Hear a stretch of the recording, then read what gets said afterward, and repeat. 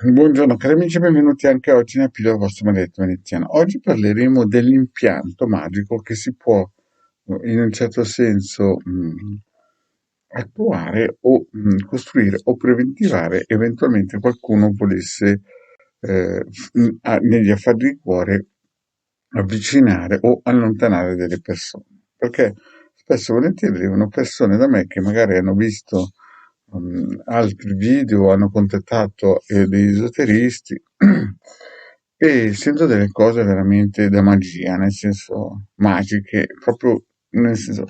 Allora, quando no, prima di fare questo, il vostro magnetto veneziano vi chiede di iscrivervi al canale YouTube di Legard, al canale YouTube del vostro magnetto veneziano, di venirci a trovare nei nostri gruppi social, qui sotto ci sono i link in descrizione, in cui potete iscrivervi nel canale che stiamo riavviando, il gruppo più che altro che stiamo riavviando di radionica, radiestesia, tarologia ed ermetismo, in cui il decano Maretto Veneziano ha fondato. C'è anche il gruppo di Telegram dove abbiamo anche Vilas che ci dà una mano come amministratrice, e poi abbiamo il sito capitano.altavista.org dove ci sono 20 ebook di radionica e radiestesia che potete scaricare gratuitamente. Ne hanno già scaricati più di 150.000. Il vostro Marietto ha donato all'umanità 2 milioni di circuiti radionici, quadranti radiostesici. Più il decano e Marietto Veneziano hanno una sezione shop dove si può acquistare dei servizi professionali.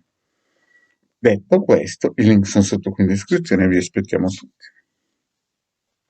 E vi ricordo che alle 11 di quasi ogni mattina il Marietto Veneziano fa delle sibille gratuite nei gruppi in cui sono amministratore, gratuite. E poi basta che mettete il nome e data di nascita e non acquario, pesci, quelle cose lì non mi interessa. Nome e data di nascita e cerchiamo di prendere la scena energetica. Bene, vediamo un po'. Quando uno contatta il Marietto deve partire il presupposto, no?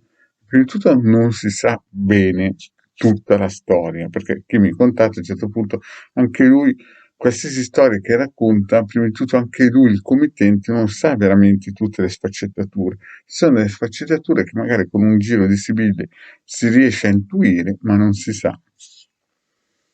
Ci sono delle variabili nascoste che neanche il committente sa, perché sennò magari non sarebbe scappato quello che vorrebbe raggiungere o quella che vorrebbe raggiungere. Questo bisogna capire. Poi bisogna capire che un impianto magico, certo che avete visto quelli che vi promettono che si cammina sull'acqua, che resuscita le morti, che trasformano l'acqua in vino, che vi fanno saltare la quinta, la settima dimensione. Marietto non lavora così. Quelle sono cose da cinepanettone o da Hollywood, no? Che, sapete, quelli che sparano e ne ammazzano 20 in un colpo solo e loro gli sparano e non muoiono mai, no? Superman in confronto loro non è nessuno, ma torniamo coi piedi sulla terra. Quando uno contatta il Marietto, la prima cosa che deve capire è che ci sono delle tempistiche vibrazionali che non si possono saltare via, no? Basta che andate in un culto alla domenica, vedete gente che continua a ritualizzare da 2000 anni. E perché ci sarà, no? Mm? Quindi se lo fanno loro che sono i padroni del mondo, anche uno che vuole raggiungere degli scopi deve capire che ci vuole il tempo è denaro, eh? Quindi parliamoci chiaro.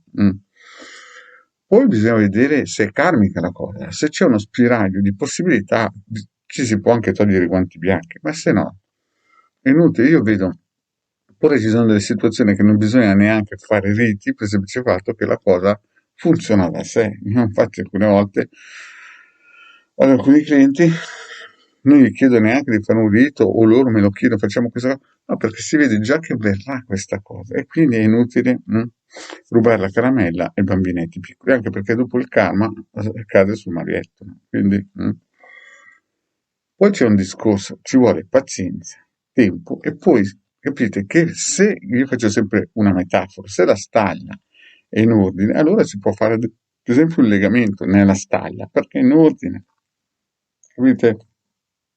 Ma quando i buoi o le mucche sono uscite dalla stalla, se prima ci voleva 3, dopo ce ne vuole 20 di energia, no? È come quando si costruisce una casa, un architetto può garantirti che viene giù che arriva un terremoto, o un avvocato in una causa non può garantirti di vincere, o un dottore su un'operazione non può garantirti che dopo l'operazione tu sarai vivo, camminerai bene e tutto quanto. Perché se no, quelli che fanno tutte le domeniche i riti operativi ne avrebbero fatto uno 2000 anni fa, 1700 anni fa, e la cosa sarebbe andata via. Invece non è così. Quindi è chiaro che ci vuole tempo, ci vogliono costi, ci vuole materiale, ci vuole conoscenze, ci vuole il tempo da dedicare a queste operazioni e dopo 9 mesi si incomincia a vedere qualcosina. Può capitare il colpo fortunato che dopo 3 mesi la cosa avviene. Poi dipende, bisogna utilizzare varie tecniche, ci sono andagide, ci sono riti operativi, che c'è una marea di riti operativi, bisogna studiare e indagare qual è il rito operativo migliore. Capite che non dico che bisogna essere caduti a seggioloni piccolini, però capite che si presentano certi committenti che non hanno proprio cognizione di causa, loro pensano, cioè voi pensate che ci sono gente che va all'università fino al penultimo anno, no? E poi, oppure fanno anche tutta l'università e poi quel lavoro lì non lo faranno mai tutta la vita, cioè hanno studiato una vita per nulla. E voi pensate di andare da uno che spippetta a destra e a sinistra, fra un bollito e un giro di sibille e che vi risolva la vostra vita per quattro ciocchi. Ma, cari miei, oh, il Topogidio era un pupazzetto, bisogna stare coi piedi per terra. Bene, cari amici, grazie per avermi ascoltato e alla prossima. E mi raccomando, scaricate gli ebook gratuiti del vostro manuale nel sito capitano.interviste.org e i link sono sotto qui in descrizione.